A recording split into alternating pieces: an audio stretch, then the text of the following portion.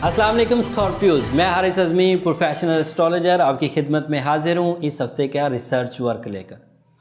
Astrology अपनी जगह जो खबरें सुनाएगी वो तो मैं आपको ज़रूर बयान करूँगा, बट सबसे पहले आपको माह सयाम की बहुत बहुत मुबारक हो। और आपको पता है आपका ये जो चांद रमज़ान का चांद होगा, जो फर्स्ट बदरी रात होगी, वो आपके यहाँ 7th हाउस में होगी। एंड 7th हाउस में सिर्फ चांद का होना ही बहुत मुस्बत है, लेकिन उसमें रमज़ान का चांद होना और ज़्यादा मुस्बत चेंजेस लेके आएगा। खैर और बरकत, ताकत, तक़वियत लेकर आएगा। जज्बाती कैफियत, सोल का पावरफुल होना, बरकतें आना, खैर आना। और इसके एडवांटेजेस आपको लाइफ में क्या मिलेंगे? हस्बैंड एंड वाइफ रिलेशंस में बेहतरी, एक दूसरे के लिए बरकत का इजाफ़ा, बीवी की किस्मत से शौहर को और शौहर की किस्मत से बीवी को इंतहाई खुशी मुयस्सर आना, और इसी तरह के फ़वाइद बिज़नेस पार्टनरशिप में भी हासिल होंगे।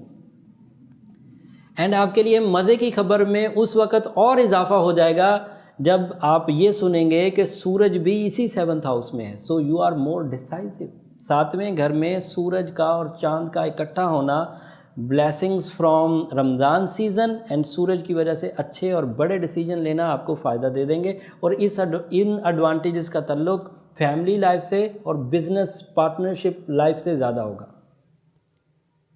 7वें घर में ये सिचुएशन और ज़्यादा ताकतवर हो जाएगी जब 7 तारीख को, 7 मई को मरकरी भी 7th हाउस में ही अपीयर हो जाएगा। एंड यूरेनस तो 7 ईयर्स के लिए ऑलरेडी आपके पास 7th हाउस में मौजूद है। तो ये एक ऐसी सिचुएशन बनी हुई है जिससे नए माली मुआहदे होना पॉसिबल है, जिससे फैमिली का सुख और सुकून पॉसिबल है, जिससे रमज़ान की खैर व बरकत जो नॉर्मली हमें मिलनी है वो तो पॉसिबल है, कुछ जज्बाती कैफियत भी इन्हेंस होगी, वो भी आपको मुयस्सर आएगी। उसके अलावा खैर और बरकत में इस कदर इजाफ़ा होगा कि आपकी ज़ात से निकल कर आपके इर्द गिर्द के लोगों को भी उसके फैज़ मिलेंगे। एक और प्लस पॉइंट आपकी ज़िंदगी में, आपका मार्स आपके 8वें घर में है। मार्स के 8वें घर में होने की वजह से ज़्यादा तवानाई मिलेगी और 8वें घर के जो खदशात हैं, जो कमज़ोरी है, जो अखराजात का इजाफा है, वो बड़ी हद तक बैलेंस हो जाएगा। तो 8वें घर में मार्स का पॉजिटिव रिस्पॉन्स। बट 2 खबरें अभी भी नेगेटिव हैं। वो बहुत नेगेटिव तो नहीं है, लेकिन बहरहाल उन्हें आप ऐसा ज़रूर कह सकते हैं कि आपको उधर से मोहतात रहना है, उधर से तवज्जो की ज़्यादा ज़रूरत है। एक तो बड़ी खबर है रेट्रोग्रेशन ऑफ जुपिटर, और वो आपके 2nd हाउस में हो रही। And 2nd house is 80% of your life. You know, वहीं से मटीरियल एडवांटेजेस आते हैं, वहीं से सुख, लग्जरीज आती हैं, और वहाँ पर जुपिटर बहुत अच्छी पोजीशन पर था। बस 10 अप्रैल से उसमें रेट्रोग्रेशन आ गई है 4 महीने के लिए, और ये रेट्रोग्रेशन आपको लैक ऑफ लक लाइन की तरफ लेकर जाएगी। लेकिन ये लैक ऑफ लक लाइन सिर्फ माल और माली ज़रूरियात और वसाइल इस सेक्टर में होगा। एंड सैटर्न जो था वो 30 मई को रेट्रोग्रेड हुआ है और वो आपके 3rd हाउस में हुआ है।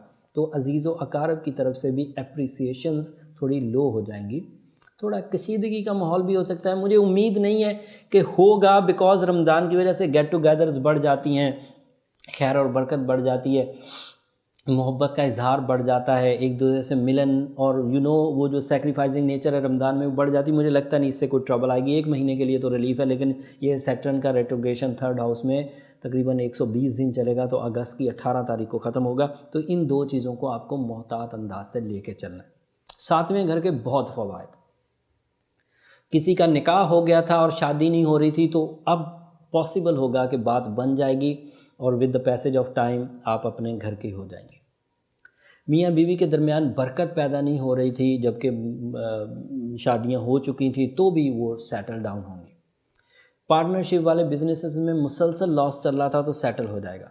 सेहत का घर भी आपका ठीक। मरकरी के पॉजिटिव होने से तालीमी काबिलियत को इन्हेंस करने का भी राइट टाइम। तालिब इल्म अगर अपने एग्ज़ाम से गुजर रहे हैं तो वो भी मरकरी की सपोर्ट 7 तारीख से महसूस करेंगे, और ये एक बड़ी खुशखबरी होगी।